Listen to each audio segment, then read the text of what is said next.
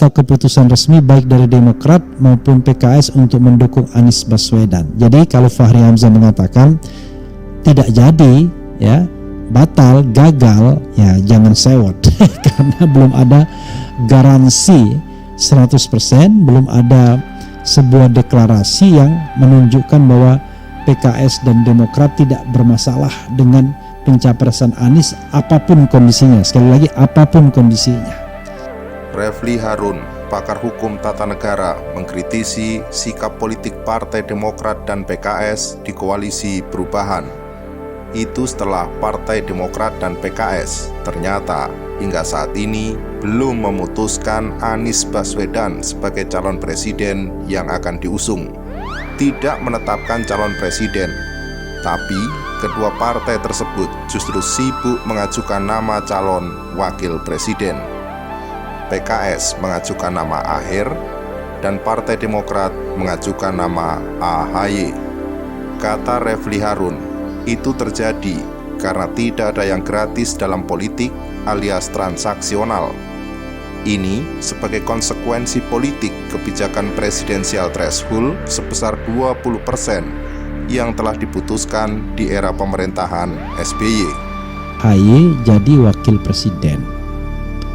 Kemudian PKS mengusulkan Aher menjadi wakil presiden, ya. Tapi mereka sendiri belum menetapkan presidennya siapa. Jadi Majelis Tinggi Demokrat belum menetapkan, Majelis Syuro PKS belum menetapkan, tapi mereka sudah menetapkan menyorongkan wakil presiden. Ini kan aneh menurut saya, ya.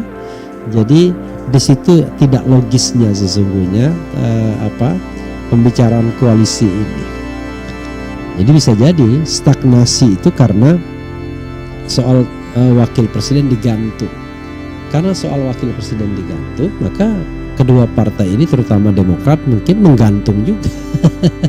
Menggantung siapa presidennya karena wakil presidennya digantung. Jadi saling gantung menggantung. Nah, itulah susahnya kalau presidensial threshold tidak dihilangkan.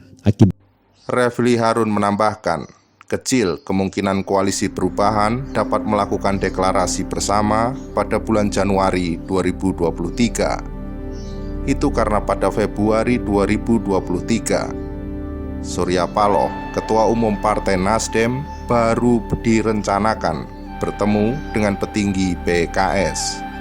Refli Harun menduga pertemuan itu untuk meyakinkan agar PKS lapang dada menerima AHY sebagai calon wakil presiden yang akan berpasangan dengan Anies Baswedan.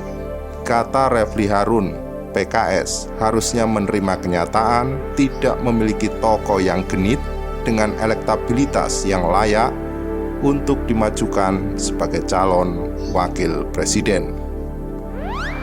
Calonnya. Jadi kritik saya kepada PKS adalah karena mereka tidak memiliki tokoh yang genit. Tokoh yang kira-kira punya elektabilitas yang tinggi. Ataukah karena ini konspirasi karena mereka tokoh Islam, wallahu alam. Ya. Wallahu alam. Tapi yang jelas adalah memang faktanya adalah belum ada tokoh PKS yang moncar dalam survei dan lain sebagainya, termasuk polling dan lain sebagainya.